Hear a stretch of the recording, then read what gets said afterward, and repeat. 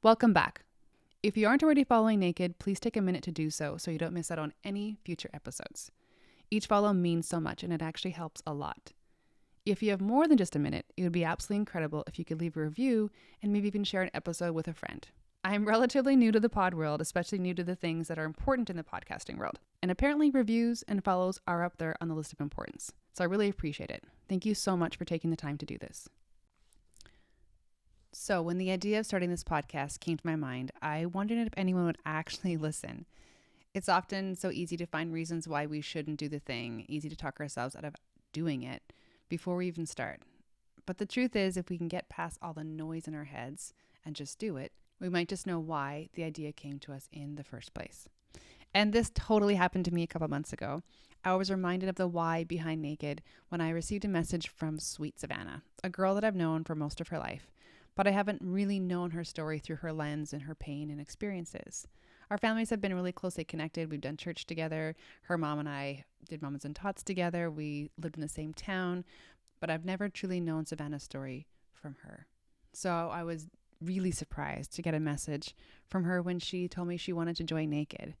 She told me she was inspired to share about the time in her life when everything changed after she listened to her mom's podcast and her Auntie Jamie's podcast. And after that, it's like, I just knew I needed to share my journey. She is one of my youngest guests, and oh my gosh, she is one incredible woman who shares the extreme struggles and pains she's gone through, but she also shares about how she found healing, how she did the work, and how it worked. She is a beautiful soul who shares her story so authentically and openly, and I was so delighted to have this conversation with her. I want you to know, though, in this conversation, there may be some things that be triggering. We talk about alcoholism, sexual abuse, and suicide. So please be aware when tuning into this episode. And if you haven't listened to her mom and Jamie's podcast, please go back to episode 5 and 7 and listen to their stories. All are so inspiring. I hope today that you enjoy this episode and you find inspiration and courage for wherever you are in your own journey. Thank you so much for being here today. Welcome to Naked, where stories unfold. I'm your host, Janelle, a once former pastor's wife who exchanged small town living for a nomadic life. The unexpected change in our life led my husband and our 4 kids to traveling the world. From years of being rooted in our small town to the thrill of wandering the world, our story has been anything but ordinary. On our journeys, we've met amazing people, learned their way of life, and heard their unique stories, which has led me to understand the profound impact of shared experiences. In each episode, we explore moments of transformation, guided by one single question: is there a time in your life when everything changed? We invite ordinary storytellers like yourself to share the often unexpected turns in life. So grab a seat and settle in. This is the Naked Podcast. All right. Thank you again for coming back to Naked and being with us. I am so excited to have my dear guest today. We go way back. I've known Savannah since I think she was probably like maybe a newborn or around that. Maybe she was in her like 2 or under. And we had like the awesome privilege of living in the same town for many, many, many years. Mm-hmm. And if you are a familiar podcast listener here, her mom was on episode 5. So I'd suggest, if you haven't heard it, to go back to that and take a listen, because she's an Mm-hmm. incredible woman and we are like besties. And so today I have my bestie's daughter, Savannah, on, and I'm so excited that she's here. She's like, you know, like one of my own kind of. So I'm so excited she's here to share her story and to be with us. Before we get going, Savannah, do you want to tell a little bit about who you are and what you're up to in life right now? Yes. I've been working at Starbucks for 3 Amazing. years. Technically not 3 years. I decided to go to Banff for 2 weeks and I came home. And now I'm still working in Starbucks. And so that's been good. Took a year off from high school, graduated last year. And now this upcoming fall, I'm going to Olds College for equine care and management. To learn how to just take care of horses and manage horses and a barn. Wow, that's amazing. I Yeah. didn't know that. Yeah. September Wow. 3rd. That's so exciting. Oh my gosh. Yeah. Congratulations. That's great. Thank you. It's That's so exciting, exciting. but scary, but exciting. Yeah. Yeah. You've always Yeah. had a passion though for horses, right? Mm-hmm. Yeah. Yeah. I'm excited to learn more about it and meet people to, like, I don't know, show me more on that kind of world. Because I've always grown up Yeah. just in the city, so. Oh my gosh, Yeah. that is going to be amazing. It's really Yeah. cool that you took some time. I think sometimes we can feel pressured to graduate and go directly into the thing, whatever it is. But Mhm. sometimes we can kind of like you said, you went into the trailer in Banff, which those of you who don't know Banff, it's a gorgeous, gorgeous place. Yes, it Um, is. that's about an hour from where Savannah lives. But it's amazing that you were able to like, go try that out and be like, no, this isn't for me. Whatever you Yeah. were doing there, and then come back and take some time to think about what you really want to do. Because that I mean, connecting and doing something that you love, that is the beauty of like finding your place in the work world. I feel like if you Mhm. can connect those two, that's pretty awesome. Yeah, I've like it was hard because I mean, I kind of didn't have like a great high school career and I never really knew what I wanted to do. Like I mean, when I was in like grade 6, I was like, let's be a police officer. And then I realized like that is a lot of that's heavy. It's really Yeah. heavy Yeah, work to yeah, do. And I was yeah, like, I don't think I could do that. And then yeah. I was like, oh, I was thinking kind of about social worker because I'm really big on like helping kids and everything.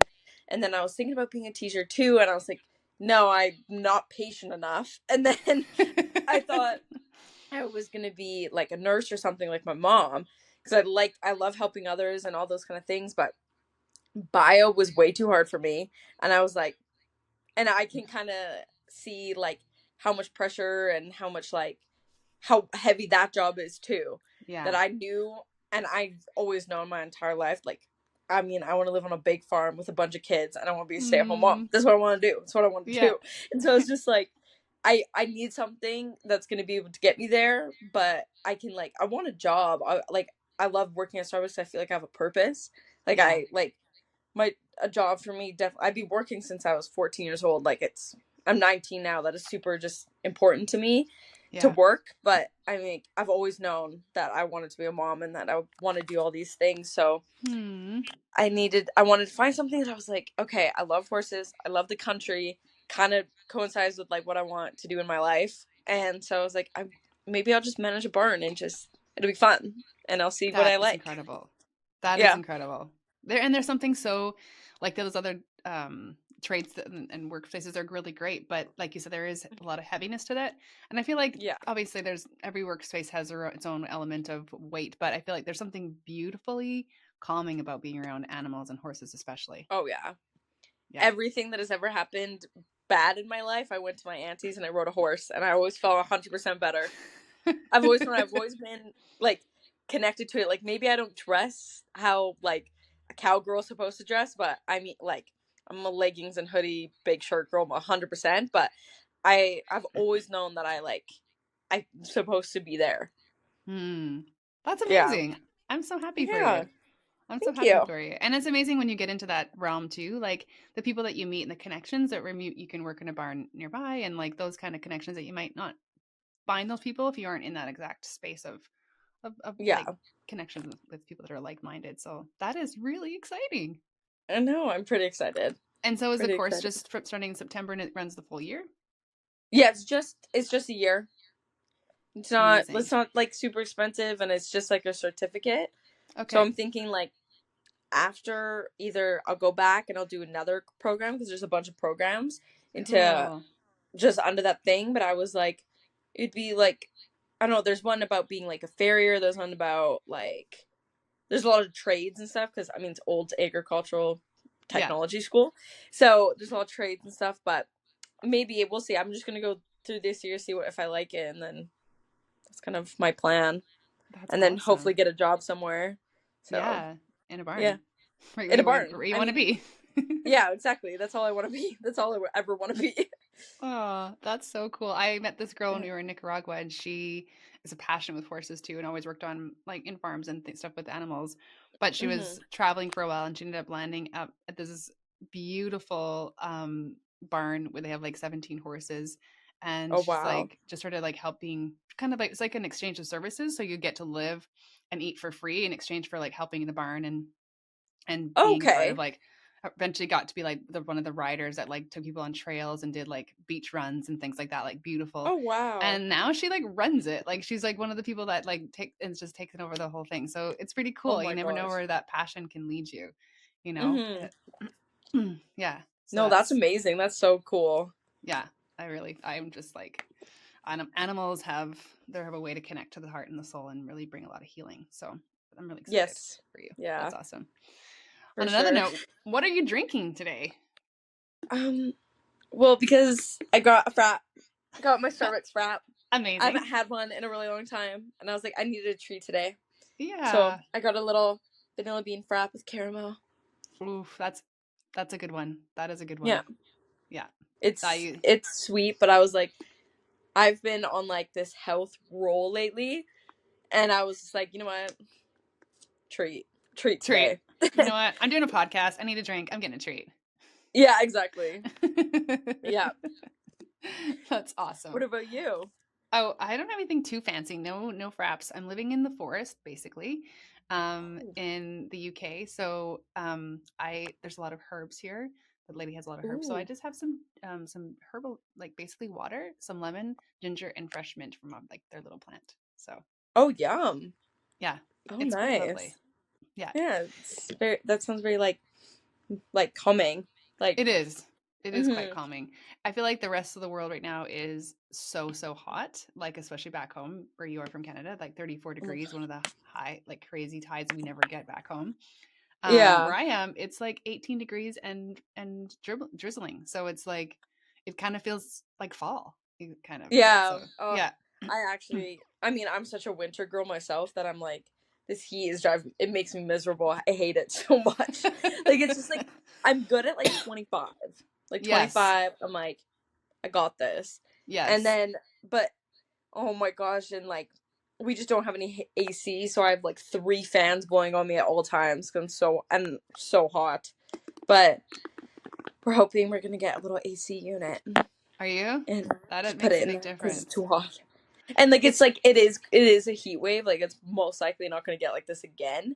But Yeah, it's like it's just like because it was raining for a little bit, but now it's like just all dry again. And it's like and so it's kind of really it's a lot. And a lot of things were shut down for a while because like water restrictions. yeah, I Because heard that. someone broke like Mm. a pipeline for one of the biggest ones that run through this town and all the towns, so it's like kind of a big deal. So we were on water restrictions. We're still on it technically, but I mean, Wow. I'm still gonna shower, but Yeah, I'm still gonna get that they're like, sweaty off me. yeah, I was like, they're like, reduce your showers, don't do laundry. I'm like, I can't live like that. I'm I'll okay. definitely be having a shower. Yeah, I'll definitely be having a shower. Yeah, Yeah. that's an extreme for Calgary. Like those of you who are not from that area, it can be. I was talking to my a friend of mine who's in Saskatchewan, which is close to you guys, and in June Mhm. they had their coldest temperature in 127 years, and that was in June. And now in July, it's up to like 34 degrees. So it's like Oh, this, the pendulum swing of the weather is just yeah. all over the map, and it's Mhm. like very emotional weather. Yeah. Yeah. It makes me just like I don't like being hot. I don't like being sweaty. I don't like being sticky and like all these things. And I'm just like, um, yeah. I would love a Yeah, fall a and nice winter. fall. I love like it's so weird because you hear people about like seasonal depression and everything like that, and a lot of them it happens to them in winter because it's so gloomy and dark and everything. Where it's like I'm the complete opposite because like Really? of course like I'm like I love. I think it's also more like of a guilty thing because when it's the summertime and I'm like in my bed because I'm a homebody. It's like then I feel guilty and I'm like, oh my gosh, like I should go outside, Totally. I should go on a walk, I should go on a, like I should do something.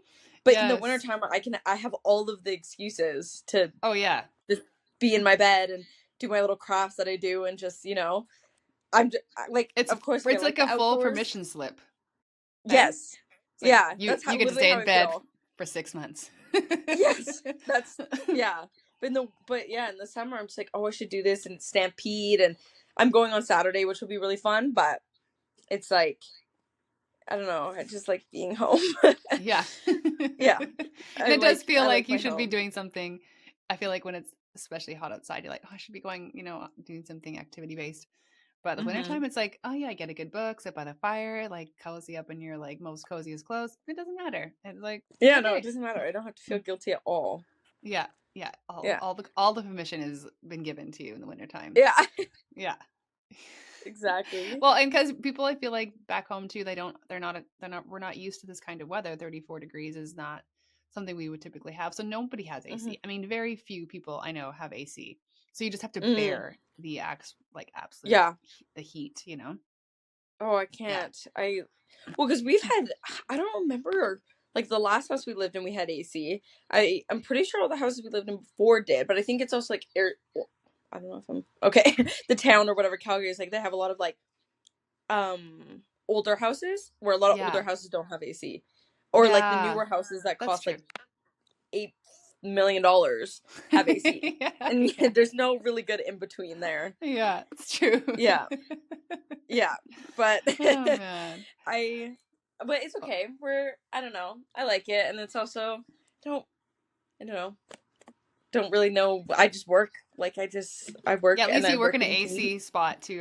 Like Starbucks Yeah. has AC, so you know at least you have that, Yeah, which is it good. is. At least I do have that. At least I do have that. I do have the nice AC and everything, and like I know anytime me and my boyfriend go out, we like the blasting AC. I'm like, I will not be hot in your because he has like leather seats. Oh, those So are does my really other difficult in friends, the and I'm like, heat. oh my Yeah. gosh, I can't even deal with it. But yeah, Yeah, nothing quite like weather in the summer and the winter. They're either icicle, like you're sitting on ice cubes, or you're sitting on like hot coals. Like yeah. there's no in between. No, there is really no in between, like at all. I Oh don't know. I man. like being cold. I don't know. It's like my thing. I don't know. I like it. Yeah, that's good. That's Yeah. good. Then you like are good for the winter because I feel like winter can last very long and can drag on for a long time. And Hmm. if you're not like ready for it to like anxious for it to leave, you're like, okay, it's fine. I get more time to just cuddle up my bed. It's fine. Hmm. Exactly. And Mm-hmm. yeah, like weirdly, like I feel like my bed is also like totally my place. Like it's super important to me. I'm just very much someone who's been like who needs their bed, and like I need to rot. I need to be alone. I'm very someone who needs their alone space because Hmm. like and I also like weirdly like I can control everything. Like this room is Right. all my control. I can do whatever I want. I can do well whatever I want, Yeah. means, but like I can like can't just go paint the walls. But I mean like I can do what I want. I can control. I can. That's why I love my bed. I can do anything. It's like you can control like the atmosphere, right? You can Hmm. control like the yeah, like what how the feeling it feels. I feel like Yeah. do you know sometimes the house can be so chaotic? I know like we both have you have a lot come from a large family, I have a large Hmm. family, and there can just be a lot. And sometimes it's nice to just have that place of just almost like serenity where you can just kind of light a candle, just be on your own, read a book, like do your crafts. You can just Exactly. have that space of just like almost like restorative. Hmm. Well, yeah, like I have four siblings, both my parents, and like I mean, like Sydney's out in Toronto, Kayla's in Calgary, but like it's never just like it's never just me, like my stepsister and my brother. Like it's never just like us. Like mom's either Right. on the phone with Sydney or on the phone with Michaela, on the phone with my grandma. Like it's a lot of like weird like about my house is like kind of depends on where you step into. It's like a different like kind of feeling. Like it can be very positive. I can go Mm-hmm. upstairs and I'm like, oh, everyone's kind of in a good mood. Okay, like a lot of positive vibes, or it can be like the complete opposite. Where in my room is whatever vibe I want it to be, Right. and like it's like if I'm mad, my room's just gonna be mad. Because Yeah. like I mean, my mom is yeah, like me, my mom, my sisters are very much people who like we feed off each other's energy. We Mm-hmm. feed off like the like if one of us is upset, the other one's upset. If one of us is mad, the other one is mad or Right. madder because you're Yeah. mad. Like you know what I mean? Like Yeah. so it's just we have a lot. It's my house is a lot of energy. We have a lot of Right. energy. Yeah, it's a lot sometimes. You get to set your own energy, your own intentions, and your own space, and have that. Hmm. Yeah. Yeah, exactly. And it hasn't always been like that. Like you've had to share a room before, so you know how amazing it is to have your own space because you're like, Yeah. you know what it's like to like, you be in a great mood, and then you got a sibling who's not in a great mood, but you're sharing the same room. So now it's a Yeah, it's I a know. Like blender. it is. Like I think I was when we were living in a townhouse years ago. Me and Tyson were sharing. Me and Tyson were sharing a room. I think I was in grade. I want to say 6 or 7, and Hmm. Tyson was in like grade 1 or 2. So I had to share my room with my little brother, which was like whatever. I mean, like I didn't really mind all that much because Sydney was older, so she got her own room. And then Yeah. Michaela got the basement, and then we moved into our other, and then, but me and Sydney, like, our whole childhood, like, we'd always sneak into each other's bed, and we shared a Aw. room for a really long time together in our old house. And yeah, so it's just, it's very normal to me, but like now, excuse me, I can't go back. Yeah. Like Sydney will come here, or Michaela will come here and stay with us or whatever, and I'm like, please get out of my room. Like I can't deal with it. Like I'm just, oh, I Don't very wreck my much zen. Don't wreck my don't wreck space. it. I know. I know, and I'm also like, I pretty bad OCD too, so I'm like, if it's my mess, I'm gonna be okay with it. But if it's Yeah. like, or if everything's perfect and I know that you grab some, or not like I know, like, oh my gosh, I felt like she grabbed my mascara, not like that, but like all my stuff is everywhere because you were using it. It's just like, haha, I don't like it. Yeah. Oh man, that's funny. The things you Yeah. realize about yourself as you get older, when you actually have space to realize, oh, like these things kind Hmm. of like do affect me or bother me or make me better, or I'm sure you realize now, like having your own space, it's like Hmm. it's makes you better. A better part of you gets to shine because you have those space to kind of like vacate to and, you know, be alone. Exactly. Yeah. Yeah. And it's a Wow. lot more quieter at home now, which is Yeah, I sad, but guess. it's like, it's good though. Yeah. We kind Yeah, of it's have change, we're right? falling into a routine. Yeah. Yeah. Yeah. I think Mhm. initially it can feel like a big change. Well, not it Mhm. can it's not feel like it is a huge change for everybody, right? And Mhm. then the things just start to feel like I guess normal in their own new way, you know. And then Yeah. you get your own Exactly. room because you don't have Yeah. so many people in the house, which is an added bonus, you know, Mhm. to all the Exactly. changes. Yeah. Yeah. Yeah. Well, Well, yeah, I mean, especially like after like my parents got divorced or whatever, when I was about like 7, like I was used, it's weird though in a way because like my dad was there but he wasn't there. Like mm, he was at work and my mom was home, and he was always at work, or he was at the gym, or he was in the garage. And like for some reason, like I thought for a really long time, like that's kind of how a dad is supposed to do. Like he's supposed mm, to go home, he's supposed to have dinner, and then he goes out into the garage and has a smoke and does whatever the hell he does in the garage. yeah. And then he kisses us goodnight, and that's it. That's like all I really remember Mm, from back then, is like that was how most days, nights went. And then after they got divorced, and then it was just my mom. But in a weird way, like it changed everything because of what mm, happened, but it also was like I felt a lot safer with my mom because mm. I was like, because she was there all the time. She was never not Right. there, you know? Right. And then my stepdad came in, Alan, and then I was like, oh, he doesn't do that. Like he doesn't, he comes home from work. Of course he takes like a 20-minute on the couch or whatever, but Yeah. we have dinner. Mom loves to go on mental health walks. We do all of these things, like, and like he's so like active Mm, in our life and like all that stuff. And it's just a really really weird big change. yeah. Yeah. So Mhm. many like changes, hey, that you've experienced. Mhm. Speaking of that, maybe we can dive into that. Like, I know I always say this to people, like trying to pick the one thing in life for everything change. And then sometimes the older you Mhm. get, the more of those moments you have where you're like, oh, there this changed everything and this changed everything. And so it can be hard to Mhm. pick one. So when you like reached out to me and you're like, I want to share my story, I was like, okay, like I know parts of your story, but I have no Yeah. idea where we're going today. And Oh, okay. Yeah. yeah, I'm like, I mean, it could be anything. There's so many parts, you know? So Mhm.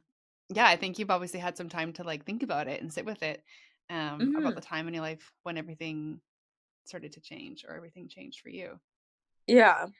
Well, it was definitely when my parents got divorced, for sure. Which I'm pretty sure it's like pretty common. Like that really changed a lot. Like Yeah. divorce is a big thing, but like my dad's an alcoholic, and he was sober for 11 years. I never knew nothing about this for a very long time. Like I was Mm, 7. What do I know? right. Like I don't Yeah. know anything. And but yeah, and then things started to just get a little bit weird, and like um and I remember this one night, my mom's friend Sarah's husband, Justin, he my mom like he came home.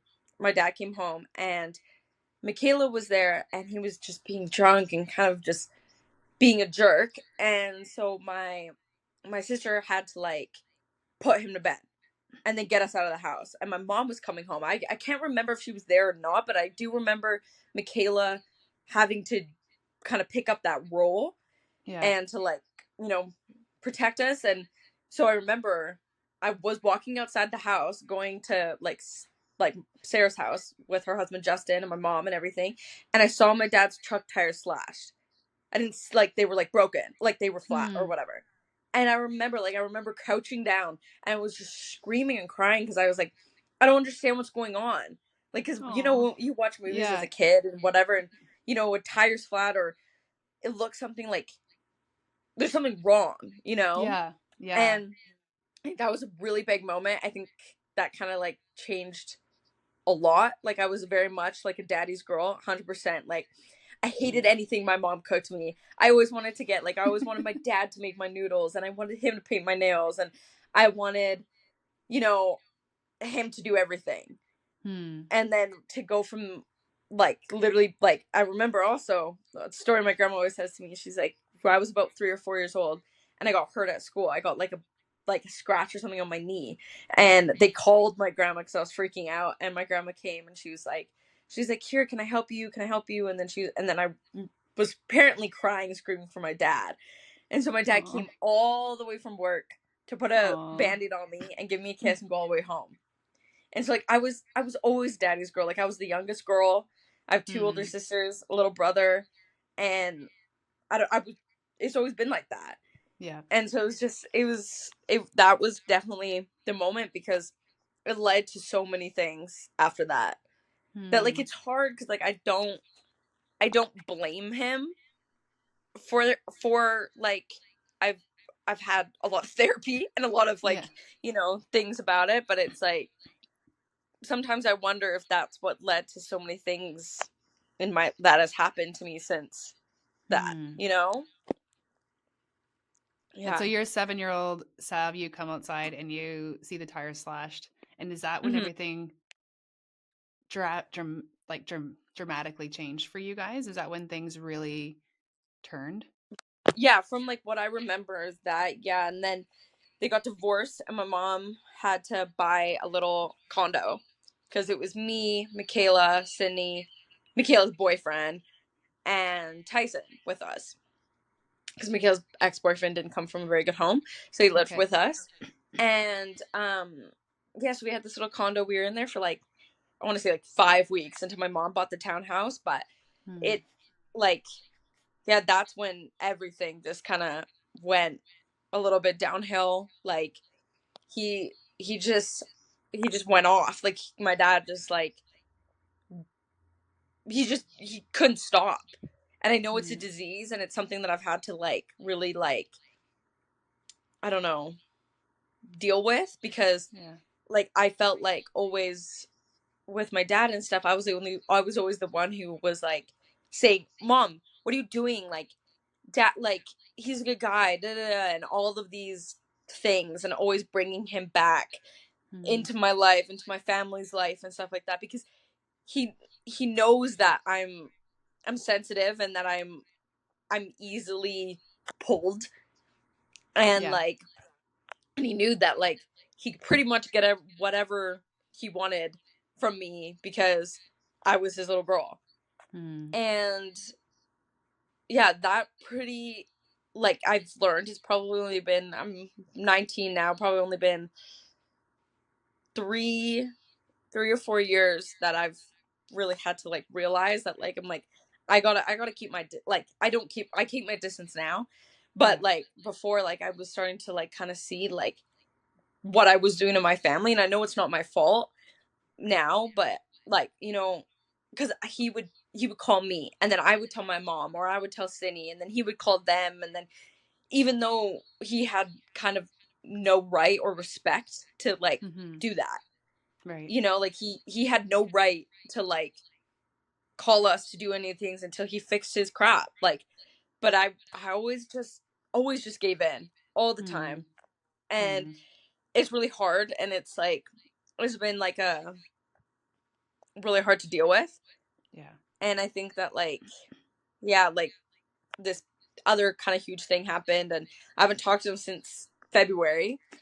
now, because I was like, I can't, like, I can't, like, because it like anytime I call him or anything like that, it's almost like, how do I explain this, like, almost like, you know how like divorced parents, they go back and forth or whatever, Yeah. and like, you know, back and forth from houses, and you know, like sometimes like you kind of hear whatever, that when they go back to their mom's house, they're all kind of crazy and crazed and out of routine and stuff like that, and that's how I feel. Like it was like, Hmm.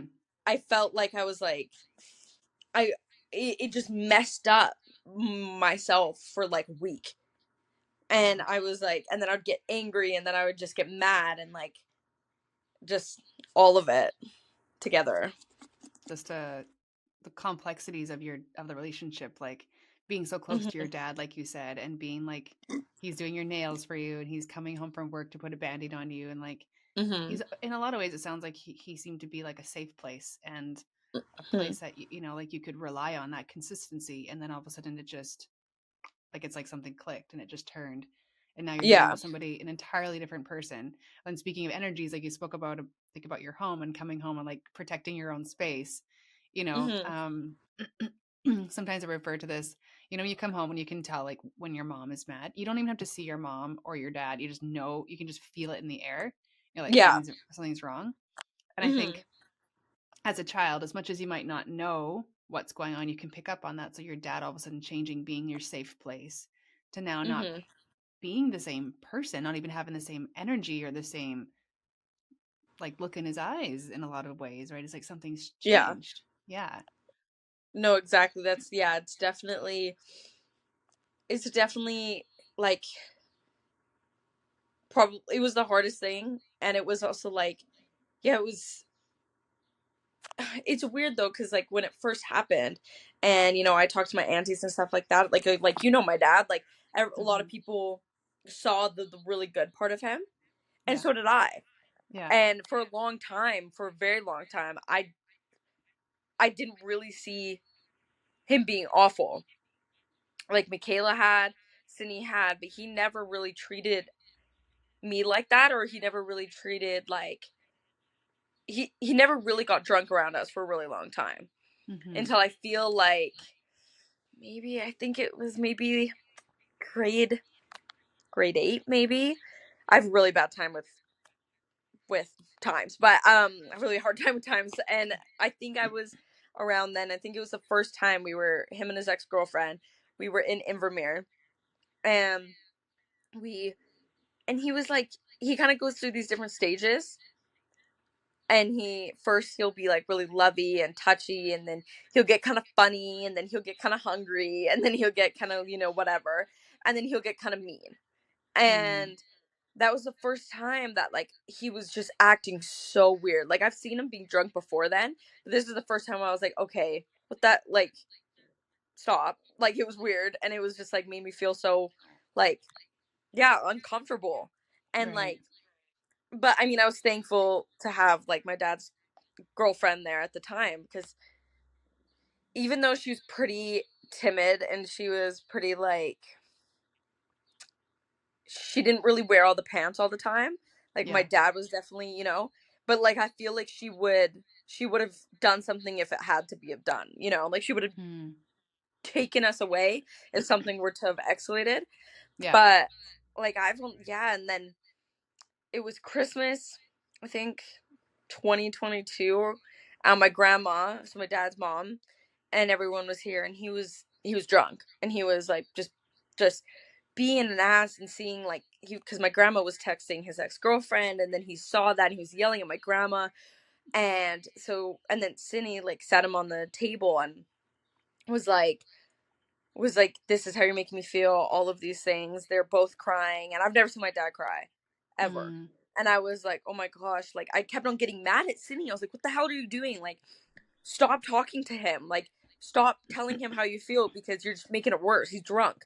He's like, I just was so scared. And then Mm. my mom was luckily, and Alan was lucky enough to like be in Calgary at the time, and ran up to the apartment we were staying at, and just took us. And then I had to like put him to bed. And I was Mm. like 15, 16 years old. And I was like, And you know, like when your dad, like when you grow up to be a little girl, your dad is this huge, huge hero, manly, you know, like tough guy. Yeah. Like for I feel like with a lot of people, like your dad is like your dad. Like you're like, you know, it's just a weird relationship. Yeah. And yeah, and seeing a guy that I looked up to so small, I Hmm. was like, oh, that changed. That was also another thing that like was like, oh my, that I didn't even know what to do when I was crying. And then my sister kept on bringing like my little brother into his bedroom, and I was like, no, like get the hell out of here, get Tyson out of here. I don't want to see him see that. Like I Yeah. don't want him to be exposed to anything like that. So I had to deal with it. And then I remember my mom came and got us, and we got into the elevator, and I just screamed. I just bloody screamed because I was just like, I was so like, I just couldn't believe it. I just couldn't believe it. Hmm. And yeah, that was really hard. That was really hard. It's almost like the 15-year-old Savannah was doing what you saw your sister do when you were 7.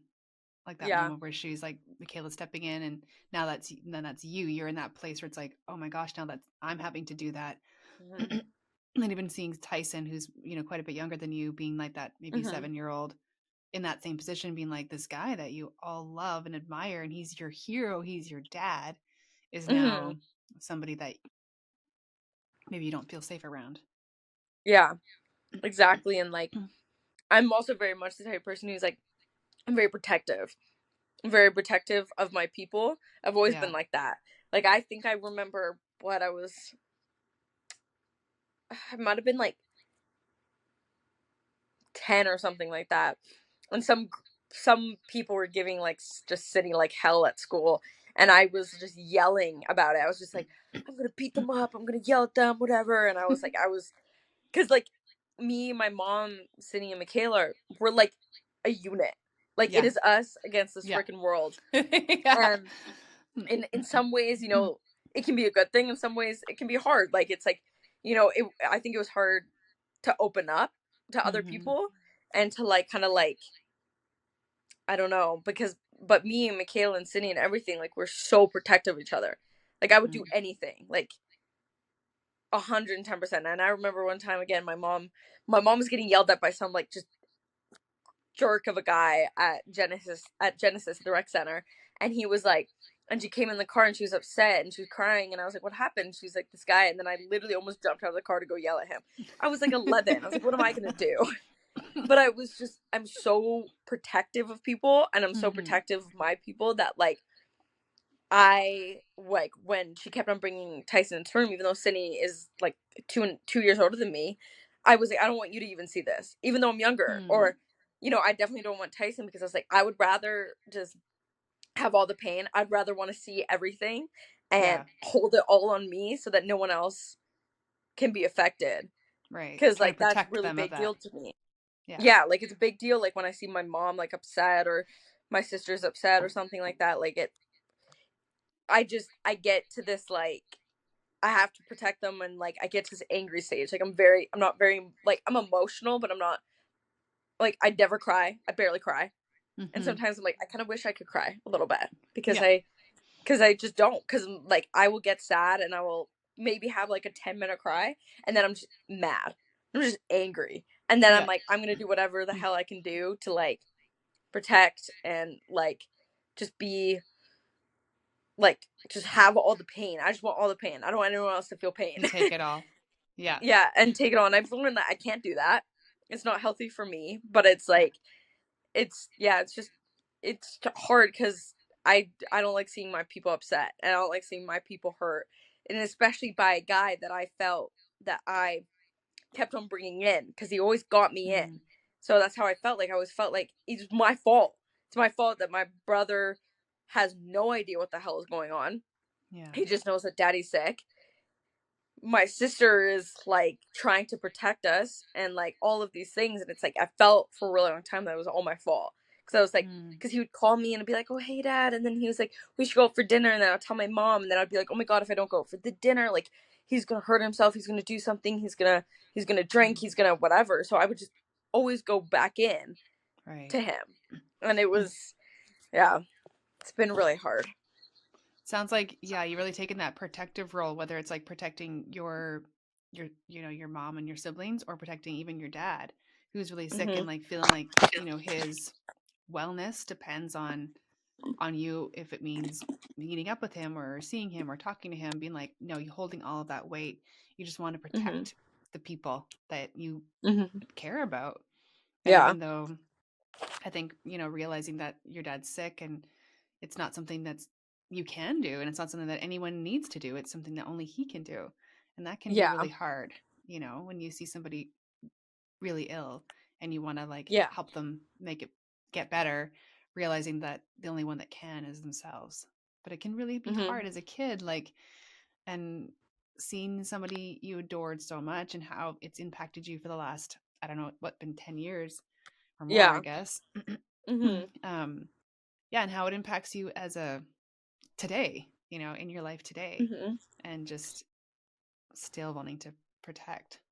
Yeah, 100%. And it's like, it's also very like, yeah, like, I don't know. I just feel like I've realized though, like after this past incident, that I was like, I'm blocking. I have to. I can't. Mm-hmm. I can't do this. Like it's ruining. It's like it's too heavy for me. And like Mm-hmm. every day, of course, I think about it. I'm like, should I like whatever? And I'm like, I always think like, because I mean, I have anxiety and I have like OCD and stuff, but it's like my brain will be like, if I don't call him, like, what if he dies? What if we get into a car accident? What if he always like, I'm never gonna get a chance to like fix it? Or when I get married, is he gonna be there? I have all of these things, but I'm like, I'm 19 and he's 3 years to 50. Like, Right. there's a big age gap there and there's a big maturity gap there. And I think it's like, I really have to realize that like it's not up to me. It's not up to No. me. No. But it's taken a lot of people and a lot of medicine to make me believe that, because it's Yeah. like I'm a lot of help on myself. Like I mean, after that happened, like I was pretty messed up like my entire high school career. Like, Mm. I was just not like I don't know, like I think I think I was kind of mean Mm. because I didn't want people to get close to me because I knew that I thought they were going to go away. Or like, Mm. my best friend since I was a kid, we stopped being friends at 16. I mean, we're friends now kind of, but like, we had this big blowout and I was just like, and for me, like I just always thought that they were going to go away. And like Mm. it was also really hard cuz like her dad was like, I really looked up to him too. I was thought he was like my second dad and stuff, but I was very jealous of her family. I was very jealous of how she looked. I was very jealous that like, she was really smart and she had a good family and that like, they were really like Christian people and all of these things. And I was like, why me? Like, why Mm. do I get like, the crap end of the stick? Like, and it was hard too. I think a lot of like our friendship was like, it was really hard to relate. Like it Right. was really hard for her to relate to me, and so I think I'd get really angry, and then I would kind of get mean, and I was like, so I just get so frustrated why people don't understand how I like How why you it was feel. me. Yeah, Yeah. exactly. And I was like, I've pushed a lot of people away. I think that's kind of what I do. Is like Mm. I'll be best friends with someone for so long, or I'll be friends, or I'll have a boyfriend, or whatever, and I'm just like I think I like to self sabotage myself so I can hurt myself before they Mm. can hurt me. And Wow. Sab, that is that's something that I insight. realized.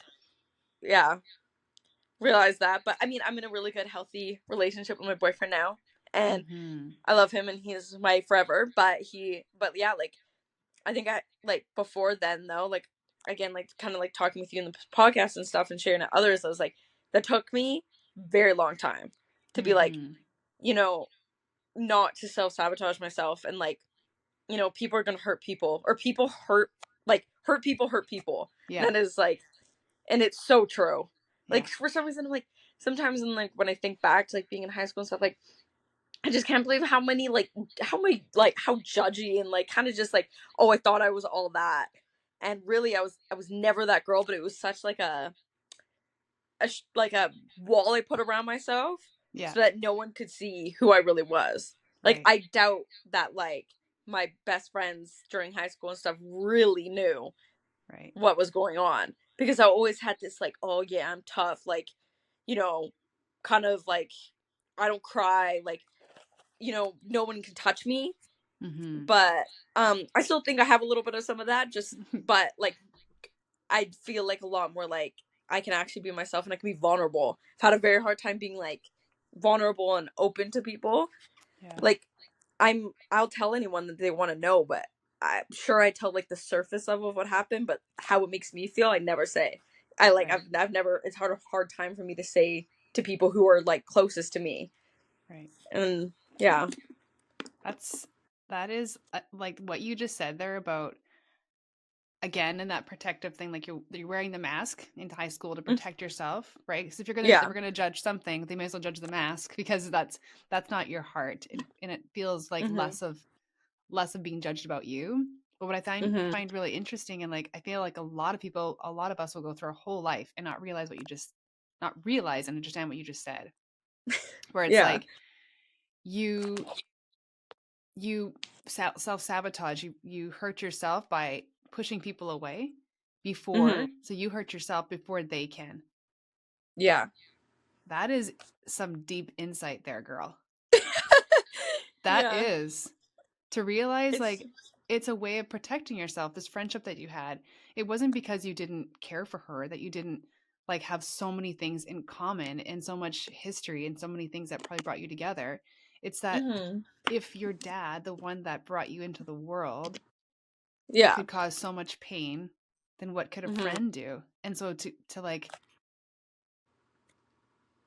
yeah, to like end that, or to whatever happened there, to put that Yeah. away so that they couldn't do to you what you received from someone you cared about the most.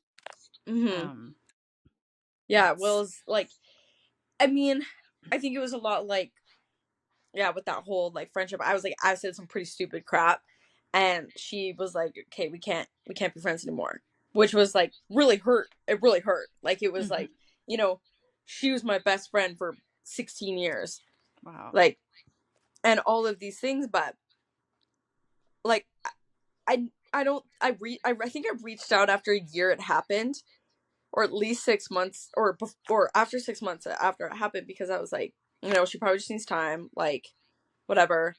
I was being stupid. I always had boyfriends. I always like whatever, and I was like, I don't care. But the more I grew up, I was like, it almost like breakup friendships hurt way more than boyfriends. Like, Right.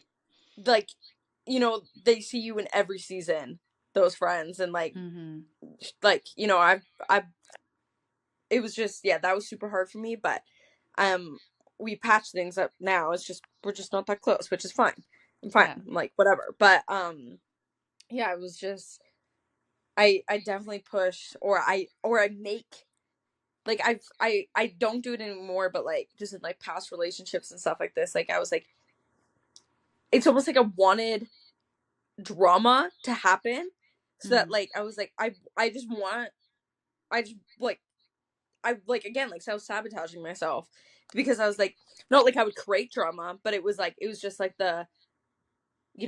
my brain would say all these things, and I was like, it's never gonna work out. It's never gonna work out. Like, I mean, all the other guys that I dated other than my boyfriend right now were pretty not cool guys. And like, you know, I dated this one guy, kind of following your dad's footsteps kind of guy. Mm. He was 18, I was 15. Mm. And he was mixed. He was the same mix as I am, but he was way darker than I am. And yeah, he was 18, he had a big rose tattoo, and he was all tattooed, and he was a boxer, and like, all of like the, oh my god, things that I thought Mhm. that were like cool. Yeah. Um because I had daddy issues, but I was like, but I mean his story is a whole different story, but like his, like, he grew up pretty messed up too, and like, I just, it was weird though, because that protective thing came again, because he Mm. had younger siblings. He had his sibling that was my age, and then he was 18, and he had these two little girls, and um they were so cute. They were so cute. And I think I honestly dated him for the most reason just to protect his family. Like, honestly. Mm. Like, I feel like that was the Wow. biggest reason why I stayed with him, because I was like, these, like his mom wasn't very active, and like his dad was in and out of jail, and Damien was very much like he had to be a father role into his siblings' lives because there was Yeah. 5 kids, and like it wasn't a good situation. And I think like, sure, I thought, oh my gosh, he's so hot, he's a boxer, man, kind of things. Yeah. But Yeah. I remember this one time his little brother got really upset about something, and then Damien was yelling at him outside the room, and I was like, oh, I should take the girls into his room. So I took them into like Damien's room because they were in the hallway. And then one of his little sister looked at me, he's like, do you know that my daddy's in jail? And I was like, oh my god, oh my god, Oh. she's 6. I was like, I have to fix this. And then it was Christmas time when I was dating him, and probably bought, and I was working at McDonald's at the time, like $300 worth of Christmas presents for them that all said Oh. like from Santa or from me, because his mom didn't do anything for it. And then he was like, he told me that the presents they got were only from me, they didn't get anything else because they couldn't Wow. afford it. Sad. And I was like, but I had to. I could not imagine these little girls waking up on Hmm. Christmas and not having a present from Santa. And I was like, Oh. I had to do it. Sure, like it, I don't know. And then I remember one time, like, he was like, they went to the food bank a lot, and because they were only on like government pay. And I remember one time they dropped off this whole thing for Thanksgiving and stuff, and they had a beautiful Thanksgiving dinner. And then again, like Christmas, they didn't really have a lot. And I remember just kind of buying like a few groceries for them because I was like, I can't, like, I didn't even really care about him that much anymore. It was more Right. just like his family. And then my mom really forbidded me. She literally said those words. She forbid me to date him because he was like a Hmm. piece of crap. But, and then she found out that I was dating him and a whole thing happened. But it was like, I don't even know if she even knows to this day that it wasn't really him. It was like his family that I had to protect. Right. And I It's was like going 15. I was like, 15 years old, you're buying these kids presents, but maybe part of you saw like, though your circumstances may have looked different, there may be parts of you that you saw in those little girls of like that yeah, disappointment. Like, obviously those little girls were sad or disconnected from their dad for reasons that they didn't understand. yeah. Just, in similarities to like, distance that you felt and reasons you didn't understand. So Mm-hmm. it creates this compassion and like, like putting yourself into a place where you're with somebody, not because it's even someone you want to be with, but because you want to be the protector again, Yeah, right? It's yeah. like you've got that that energy. Have you ever seen? I'm sure you've Mm-hmm. seen Inside Out, but the recent one with anger, it's like he's coming in, like he's in a Oh yeah, charge. that is I, me for yeah, sure. yeah, Mm-hmm. coming No, into my like, mom said that too. But yeah, it was yeah, that was such a just a weird. That was just a whole thing, and it was, mm-hmm. and that was the only other time that I ever had that feeling again. Because Mm. yeah, like it could have been from that. The girls were half Jamaican and half white, like I am, one First Yeah, Nation too, and they had way more like prettier, darker skin than I do. But like she had these like beautiful curly hair, and she always looked at me. And I remember one time this guy was being super creepy to the little one. She was like 6. He kept on following her around the house, like no, around the cul-de-sac. And I remember she called me. She didn't call nobody mm. else. She called me. And I was like, and then I was like, oh my gosh. And I was like trying to calm her down and telling her, it's like, you have 3 big brothers that like got you, you know, and like I'm always here and all these things. And I just like still like, well, weirdly enough, I actually live a block away from them now in Mm. this new house, a couple blocks away. And I actually saw one of them the other day, but I didn't say anything because I was like, huh, it's been like a long time. But I Yeah, was just, she seemed to be okay. But yeah, it was, it was weird. And I was like, also like towards like friends too, like very protective yeah, over my friends. Like yeah, I don't think of like any single one of my friends' boyfriends ever. It was like I can look at you, I can see it. I was like, right. because I've been through like a lot of boyfriends too, and I can tell by the minute I look at this guy, I'm like, no, I don't like you. And then I'm kind of a bitch because I'm like, oh, sorry, excuse my language. I'm kind of like just a jerk because I know what you're gonna do, but I Yeah, can't control because I can't control other people. yeah, But like, yeah, it's just, yeah, it's just part of me, and it's really hard to let people live their own life, because I just want to help, and I don't know if sometimes it is helping or if it's just me wanting to be in control of something, but Yeah. yeah. Maybe parts of you can see like bits of things that remind you, like you say, you can pick it up on somebody, or you can Mhm. like, I have a sensitivity to certain things too, and I can Mhm. usually pick it up quickly and be like, that's not a safe place to be with those people or that person specifically, you know. Mhm. Just like your radar goes off. I think as a girl, we have to really lean into those things where it's like it's not something to be Mhm. ignored. But when you have that Mhm. sensitivity to go like, oh yeah, something there's like a radar and I don't know why, but it's going off and I need to like not put myself in that space because it feels like invulnerable and in not a very safe way. Yeah. And then I've had that with my kids too, where I'm just like, yeah, you just because of what we've gone through, right? Because of Yeah. what we've gone through in life, we pick up on these energies or these frequencies. We're just like, that other people might not notice because they've not gone through what we've gone through. But because we're sensitive, so Mhm. it's like it's triggering to those past experiences that we've gone through, which Yeah. makes sense because of what you've gone through with your dad and like the years of sifting through like wanting to have a relationship and then getting lured in and then it's not safe and then Mhm. wanting to have a relationship and wanting to protect and wanting to make sure he's okay. Yeah. All the while sometimes we can forget like are we okay, which I think of what you Oh yeah. mentioned in the beginning is like seeing a therapist and getting medicated, like these things to help you Mhm. understand what's actually going on here. um Yeah. and like it sounds like it's helped create a lot of clarity, Mhm. for you to like create a healthy space for you so you can be like this growing woman who doesn't have this torment, if you will. I don't know if that would be the right Yeah. word, but No. Yeah. Exactly. And it's like, and like, yeah, when I came back to like when I said like that changed my life, is then I really thought like every man in my life or whatever, like I um I was like hurt in grade 8 by a mm-hmm, peer, by a boyfriend at the time, and he like raped me, and I was like, I didn't know it though. I didn't know it at the time because I knew what sex, and I knew all those what those things were. yeah, But when it happened, I remember not telling anybody for like 6 months, and I just said it to my mom. I just was like, mm, "Oh yeah," and then I was like, she's like, what?"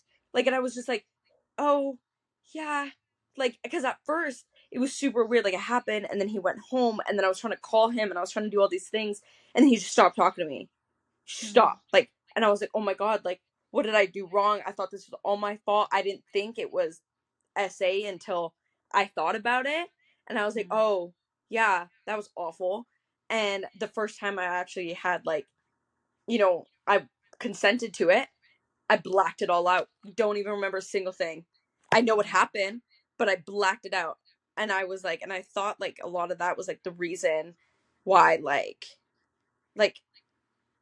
I thought that was all I was good for. mm, Like, for a really long time, and I was like, and then it happened again in grade 8, 9.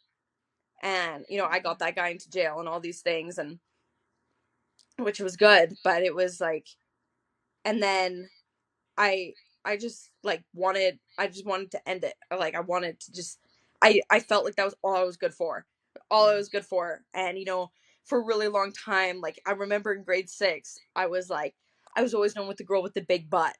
I was always like, mm, oh yeah, Savannah with the big butt, and all these things, and I was just like, i I was always like sexualized. yeah, And then it happened, and then I was like, and then I slept with a bunch of guys who like were just, I knew what they wanted, but I didn't care because I was like, oh, you know that's all I'm worth, or that's all I'm supposed to do. right, And like, not my family ever made me feel like that's what it was at all, but it yeah, was just like that's just what, like in my body, that's just what I thought. Because after yeah, that happened to me, it destroyed everything.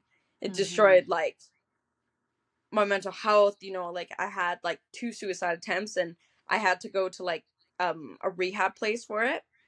And it I hated it. It was actually the worst 9 days of my life, but it was mm, needed because yeah, I saw firsthand that I was like I needed help. Yeah. And then when it happened, my mom kept on saying, she's like she always said, like, babe, it's not that you want to be gone, it's you want what happened to you and your problems to be gone. Yeah. And but at first I thought, like, doing that to myself is the only reason I could get out of this, like, getting guys would stop hurting me. That's all I Right. thought, is that, Right. and but after like another, I had an okay relationship before the one I'm with Griff, and yeah, like I felt like a lot of responsibility to be like do that with him, and even though I didn't want to, I was Yeah. I'm like, why? Like, there's like, I wasn't very attracted to him. I wasn't very like, I wasn't any of these things, but I thought, I still thought that's what I was supposed to do, and that Right. they were gonna leave me or whatever because I wouldn't do it, or I wouldn't, Mm. give them what they wanted. Right. And with my relationship now, like, very consent, like, he's like we're always on the same page. He's very much the type of guy, like my mom always says, she's like, Alan's perfect for me because he always knows what kind of kiss I want. He always knows if I want like a peck or a little, and Griff is like the exact same. He knows exactly what I want all the time, which is, Mm. he's someone I needed. He come from a really good family, really good values. He grew up like in religion, and he's everything to me. But he's so gentle, Mm. because he knows, like, I've expressed to him what has happened to me in the past, and he was like so gentle, and he would never hurt me, like, ever.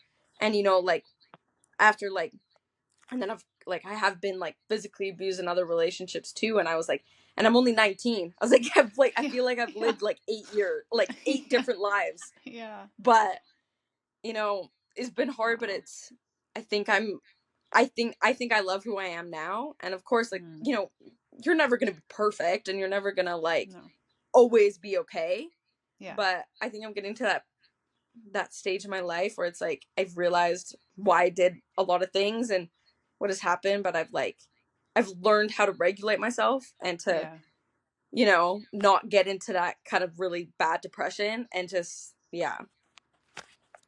Yeah. Like finding yourself on the other end of that, all of that, which I Hmm. am like, as you're saying that, I am, yeah, I'm so sorry that you've gone through all of that. Like, I Yeah. am. Like, my little, like, I'm just holding back tears because I just feel sad that you had to Yeah. endure.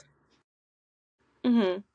I know it's hard, and like, all these things, but it's, in a way, like, it's made me stronger. Yeah. It's made me kind of know my worth in a way, and know what it's supposed to be treated, and how I'm supposed to be treated. And you know consent is a really big deal. Like, with everything with my dad, and like being sick, and all of these things, like, Yeah. it's just made me to be really strong. Yeah. But of course, like, I have a lot of walls built up because of it, 100%. But I'm Hmm. starting to like tear down brick by brick Yeah. to like really be who I am And it like it today. shows like Yeah. you have a glow about you, Zab, that I haven't seen in your like those earlier years, not knowing all the Yeah. details of what you went through, but Mhm. knowing the impact of abuse. Like I'm a victim of abuse when I was in my teens too, and just knowing how that can Yeah. like really screw up your brain, you know, like the way that you Yeah. think and what goes on in your head and how your value, your worth, like how you view Oh. relationships, how you view physical affection, all of those things. It can be Mhm. such a huge hill to climb, Yeah. you Yeah. know? It really messes you up, like, Yeah. 100%. Yeah, and Yeah. and I've also had to realize too, is like, some of my friends, like, guys have unconsensually like grabbed their butt or something like that. And Yeah. I was really like, what the hell? Like, that's nothing compared to what I've been through. Like, Mm. and I, again, for like everyone listening, so I was like, it's like, really don't compare your trauma. And Yeah. that was a big thing, again, like in my friendship I was telling you about. And, after some things that happened in her family, I was like, oh, see, don't don't compare each other, because it will also, again, not make you look for like a very good friend. And Mm-hmm. it's like, and you realize that like people who will do things to you like that, or kiss you unconsensually, or do anything like that, like that could damage somebody just as much as anything worse. Yeah. And that is something that I've had to really, really realize, is that like the smallest thing can change someone else's life, Yeah. but something that's so big happened to me could have the same feeling they could feel the same way I Yeah. felt, even Yeah. if it wasn't as, you know, um I don't know, as big, or as like, you know, I don't really know what the right word is, but like kind of as bad, I guess, as what I Yeah. did, What like, you would people could would compare it and but like you said, like trauma is trauma. Whether you yeah, like trauma is you trauma. you broke Mm-hmm. your arm or you broke your femur, some might say like just because the person with the femur hurts really bad doesn't mean the person with the broken arm doesn't. It's just like Exactly. it's like the pain is pain. And one thing Mm-hmm. I realized too is going, my own kids and what they've gone through, some things you just wish your kids didn't ever have to go through, but similar to my own story. And you're just like Mm-hmm. you see how they deal with that. And Yeah. it's so like individualized how we all Oh deal with yeah, for trauma and how we sure. all deal with pain Mm-hmm. and how what that looks like in our view on the world and how we view ourselves in the world. There's just a lot of, yeah, I think sometimes we can feel like, well, it wasn't this bad, even as a victim. Well, it wasn't that, you know? And Yeah. so then you feel like, why do I feel this way? And so that can even put us all into like this a bit of a shame spot or like hide in the Mm-hmm. darkness because you feel like, well, this shouldn't affect me that badly because it wasn't that. It was only this. Yeah. But to realize that no, like your pain is pain. And Yeah. to whatever varying degree it is, like it Mm-hmm. deserves to be seen and deserves to be find healing through it. Like it's not something you just Yeah. wish away or, you know, post a note of prayer to it. It's like, no, like it Mm-hmm. needs space to find healing. And Mm-hmm. I think that's something that you've done like it really well. It's like you've walked through some traumatic experiences. Mm-hmm. From 7-year old Sav to like, high school Sav. and Yeah. you know, and then found yourself into a space where you realized your value. Like you said, it really taught you Mm-hmm. your value. And I can see like such incredible strength in you. I just want to tell you Thank that, like, you. as we're talking, I see just such incredible strength in like how you just, yeah, like how you see it. You're like, no, but now I see like my value. Like I'm with Griffin and I see like how it can Mm-hmm. look. I have an Yeah. amazing, dad, Alan, who like has shown me Mm-hmm. what being a dad can look like. And Mm-hmm. even just like your dream of having a family and creating that and knowing like that's something you're very passionate about, even though things in your family didn't go the way that maybe little 7-year old would have hoped or thought, but like you Yeah. can still see that the unit of a family is so special, so much so that you want to create your own. Like Exactly. you've Yeah. you've obviously walked through such a journey of healing and health to be able to Mm-hmm. see that, because sometimes things that have hurt us the most we want nothing to do with, It's very the true. idea Mm-hmm. of a family. Yeah. Yeah. And Exactly. Yeah. that is really beautiful. I'm really Mm-hmm. proud of you for Thank like you. doing the work and yeah, like just climbing that hill that can feel really Mm-hmm. slippery, Yes. And yeah, like it's been hard, but I've also like, I think from the guys and, people who have hurt me in the past, like they have damaged me enough that like my future is going to have nothing to do with it.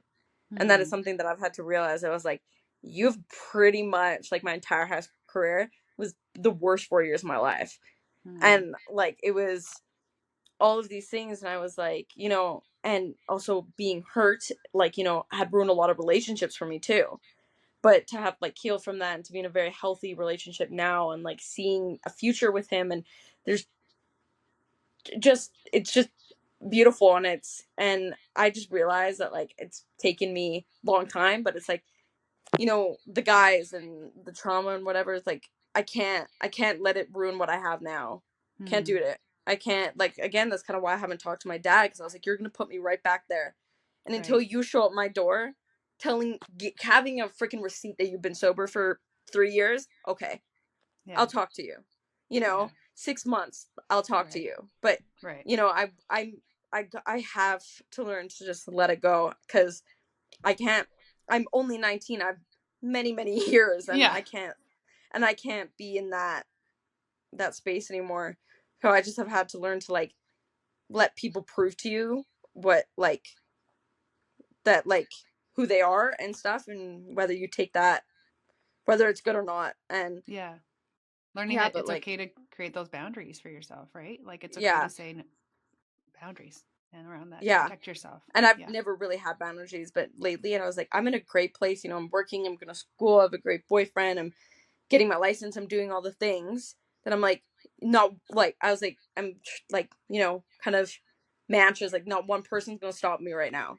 And Mm-hmm. like, especially that one person that Yeah. changed everything, Yeah. not going to stop me. I'm not going to let it. I can't. Yeah. I can't No. let it. No. No. No, you got to keep moving forward. Mm-hmm. Yeah, because you're But it's like been really seeing. hard. It's been a I. journey. Yeah, I can't. I mean, I can't. I'm. I don't. I can't even imagine what you've had to sort Mm-hmm. through, and like, I think life has a lot of sorting, Yeah. and I think it's really brilliant of you to first of all do the hard work by seeing a counselor and by Mm-hmm. yeah creating boundaries, finding your way towards that, even though it may have taken time. You're still like, of course, it's going to take time. You're a kid, Yeah. just trying to figure it out. It takes adults years, Yeah. So the fact that you're like, sorted through that and been able to see what even how you should be treated as a daughter, and Mm-hmm. that you're not your dad's savior, that he's his own savior, and he has to Yeah. take care of that and own that, and you as well Mm-hmm. have to take care and own your own health, and Mm-hmm.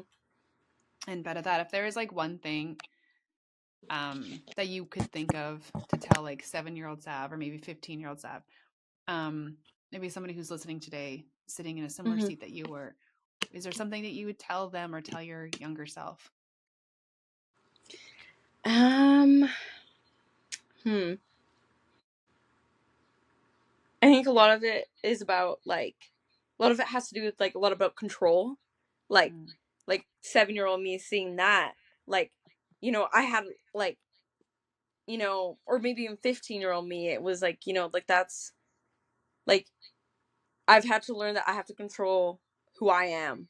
I can't control who he is. I can't control who they are. I can't control that. But the way like I can control my own healing, I can't fix what happened to me, but I'm responsible healing myself. I'm responsible being like doing the work. And I think that like, mm, 15-year-old me should have, you know, kind of like seen that like as like it's my responsibility to like take care of me, not take care of others. Or 7-year-old me, like, you know, I was so confused. Like I thought, again, even probably by then was when that protector kind of thing came out, right? Like not mm-hmm, knowing what was going on. And like I think that's what I would tell people is like, you're responsible for your own healing, and you have to control yourself. You can't control others, because that's been the one thing I've really like, I wanted to control everything, and I wanted all the pain. I wanted all of the things because mm, I didn't want anyone else to get hurt, but I put my feelings and my health like aside, when mm. really it's not that. Like you're first. You're Yeah, first. You know? yeah, And I think that's been really hard to deal with. That I was like, my dad, my mom, my siblings, they're they can't be the first person I think about right, what in these situations. Like I have to think to myself to be like, Savannah, what do I do? What yeah, is gonna make me feel okay? And then after I can fix myself, I can help others. So that's one thing that I've realized too, is like, how am I supposed to help anybody else when I I'm not okay either. you yeah, know? I yeah, can try, but yeah, you're probably not gonna do a great job, yeah, because you're gonna just, you're gonna crash, you're gonna fall apart, you're gonna want to just rot in your bed.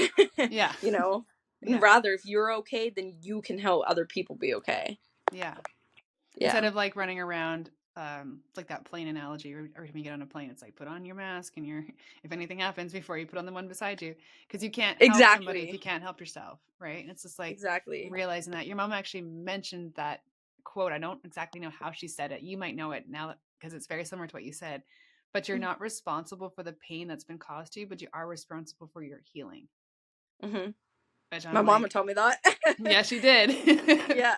Yeah, she did. Yes. Because it's so Mm-hmm. true though. Like, it's so true. Like, you know, I mean, if I didn't put in the work or want or you know wanted to fix myself, because for a long time, oh, I'm bleeding. The heck, is that like maybe I didn't want to fix myself. You know, like Yeah. maybe like maybe 16-year-old me was like, okay, this is life. You know, I'm giving Yeah. up, kind of thing. But after I realized like, and it's also like a lot too, like people have to understand it's not just one day you wake up and you're like, oh my god, I'm not Right. happy, I'm not good.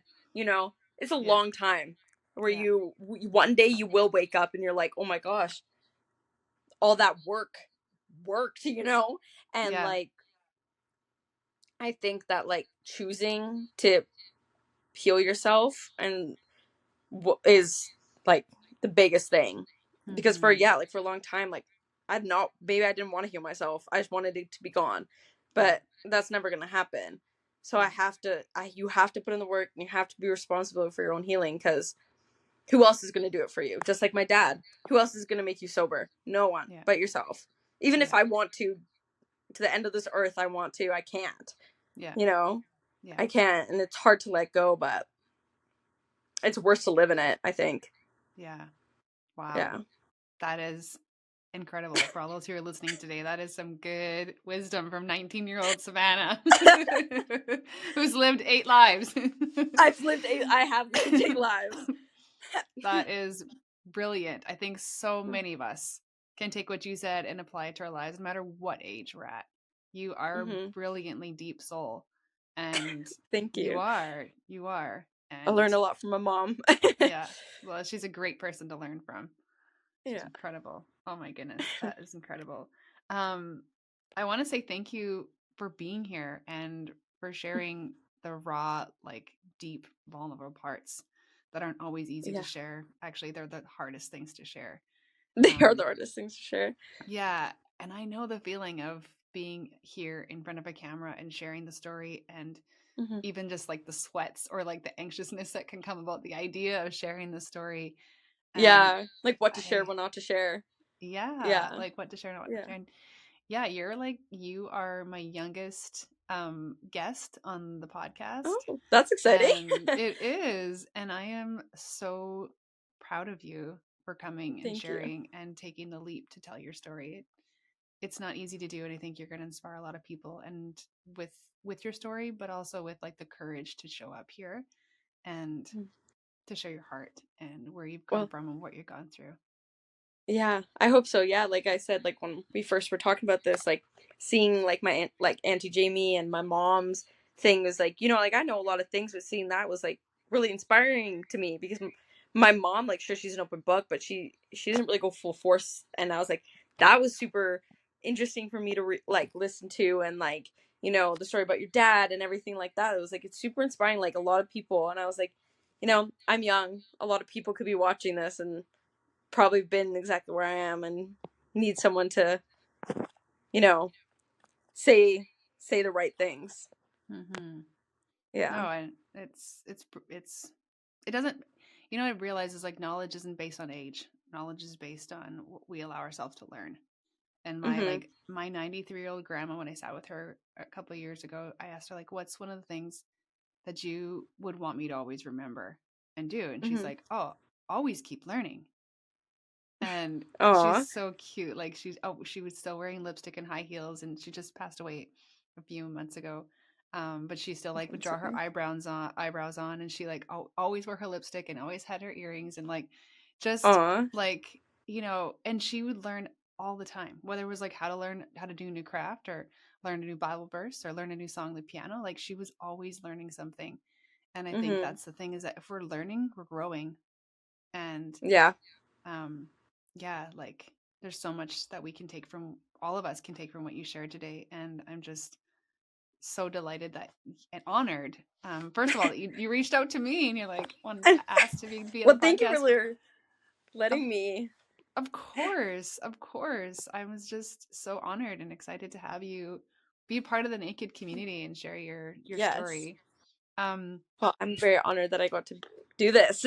of course, before we cap it off, I would like to know, Because I always think that it's beautiful to know what brings people joy. So in the season of your life Mhm. where you are now, is there something that Mhm. stands out to you like, oh yeah, this is bringing me so much joy right now? Um, hmm. Definitely my boyfriend. Mm-hmm. Definitely like, like my space and stuff like that. And that's bringing me a lot of joy. Like we've been together for a year and stuff now, and it like I've never been this like excited and happy and giggly and wanting of like, he's like everything, and we're so like, he's a little cowboy too and all these Mm. things, and he's pretty much the joy of my life right now. But like personal, like aside from that, like probably like, my friends, definitely. I have really good friends right now that have been there for Mm. me. And doing my own thing, doing my own little crafts. I love cross stitching. I love it. I'm like an 80-year-old grandma in a 19-year-old body, but I love doing my cross stitching and my coloring and stuff. That's what really brings me like joy, and like it's kind of how I recap my day. Yeah. Like even if I'm not talking to myself or really thinking, it's like moving my hands, and it's like, Mm. you know, making kind of something beautiful even after like a bad day, that I've Right. realized that has kind of brought me joy, is like, you know, making a picture, and then I was like, oh, that looks really pretty, and like, it could have been a good day, could have been a bad day, but it's kind of Mm. something I did for myself, Yeah. It's like art to is like, so therapeutic, no matter what form it is, I feel like. it's very true, yeah, Wow. That's yeah, cute. Our little 80-year-old, 19-year-old Sydney all wrapped up in one. Or Sydney, yeah, I Savannah. know. I don't know what I called her. Sorry. Oh yeah, everyone's always said it's like you have such like an old soul, like you have like you do all the grandma things. I'm like, I know. Yeah. And it makes me so happy. Yeah. But Aw, that's amazing. Well, thank you of again for being here and for sipping your frap course. and letting me sip my drink here and chat about life and all the things that have brought us to this very moment. And know that Mhm. like you are a radiant and there is a real glow about you. And I'm so Thank happy you. to see it in your eyes and in your face and just want to squeeze Yeah. you. Yeah, like even after talking this, like I actually feel like a big weight, like having you were Hmm. telling me, has like already been like, wow, that was a lot, but it was also like very like, at the Hmm. end, Yeah. like what you were telling me before, like it was very like, you know, it definitely a lot just kind of came off my chest, which was good. That's I'm glad. amazing. That's Yeah. amazing. I've like I said too, yeah, when people oftentimes afterwards are like, man, I didn't realize how much and you just need to get that out. Um Mhm. and share it. And it just like the weight is kind of lifted. I'm so happy that you're feeling that right off the bat. That's amazing. Yes, I am. Thank you. Well, sending you a big giant hug. I love you so, so Yes. much. And I love thank you you too. for being here, sweetie. Have an amazing rest of your Of day. course. You too. Okay, Bye. bye, honey. Thank you for joining us. I hope you enjoyed today's episode. Please take a moment to subscribe and leave a review wherever you get your podcast goodness. This way you'll never miss out on any future episodes, plus it really helps us. And if you want to share your favorite episode with a friend, that would be absolutely incredible. This goes a long way. If you'd like to join Naked by sharing part of your story, just leave us a message on Instagram or email us at nakedwithjanelle@gmail.com. Also, a big thanks to my son, Mikkel, who is the best cheerleader and maybe one of the biggest believers in Naked, and also produces and edits all our podcasts. I am beyond grateful for him and very aware that I couldn't do this on my own. Thank you so much for tuning in and for being here.